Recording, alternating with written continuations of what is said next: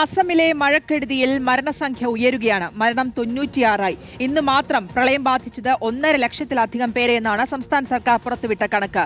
YS അഭിനന്ദുണ്ട് വിശദാംശങ്ങൾ നൽകാൻ. അഭിനന്ദ്, ആശങ്കപ്പെടുത്തുന്നതാണ് കണക്കുകൾ പുറത്തുവരുമ്പോൾ. എന്താണ് ഏറ്റവും ഒടുവിൽ ലഭിക്കുന്ന വിവരങ്ങൾ?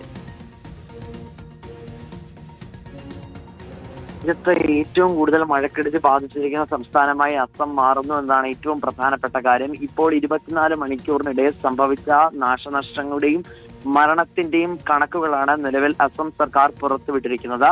മരണസംഖ്യ 96 ആയി ഉയർന്നിരിക്കുന്നു എന്നതാണ് ഏറ്റവും പ്രധാനപ്പെട്ട കാര്യം.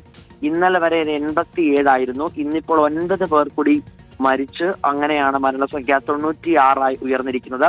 1.5 ലക്ഷത്തിലധികം പേർക്ക് ഇപ്പോൾ ഈ മഴക്കെടുതി മൂലമുണ്ടായ പ്രശ്നങ്ങൾ അത് ബാധിച്ചുവെന്നും ദുരിതാശ്വാസ ക്യാമ്പിലേക്ക് മാറ്റിയെന്നുമാണ് സംസ്ഥാന സർക്കാർ പുറത്തുവിട്ട കണക്കിൽ നിന്നും വ്യക്തമാകുന്നത്. ഏതാണ്ട് 14 ജില്ലകൾ ഇപ്പോഴും പൂർണ്ണമായും വെള്ളത്തിനടിയിലാണ്.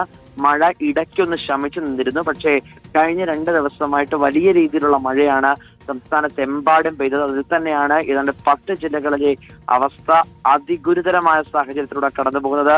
അതിതീവ്ര മഴയാണ് അവിടെയൊക്കെ പെയ്തത് എന്നാണ് നിലവിൽ വ്യക്തമാക്കുകയും ചെയ്യുന്നത്. ഇതിനിടയിൽ ഹിമന്ത ബിശ്വ ശർമ്മ സർക്കാരിനെതിരെ രൂക്ഷ വിമർശനമാണ് പ്രതിപക്ഷ രാഷ്ട്രീയ കക്ഷികൾ ഉന്നയിക്കുന്നത്.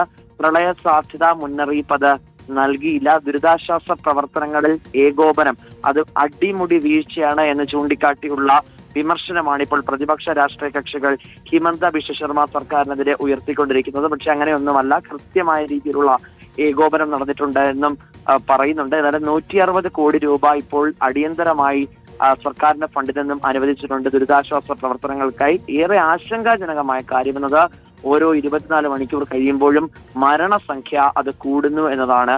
ഇപ്പോൾ 96 ഒടുവിൽ പുറത്തു വരുന്ന മരണസംഖ്യ. ശരി, അസമിലെ വിശദാംശങ്ങളാണ് YS അഭിനന്ദൻ നൽകിയത്.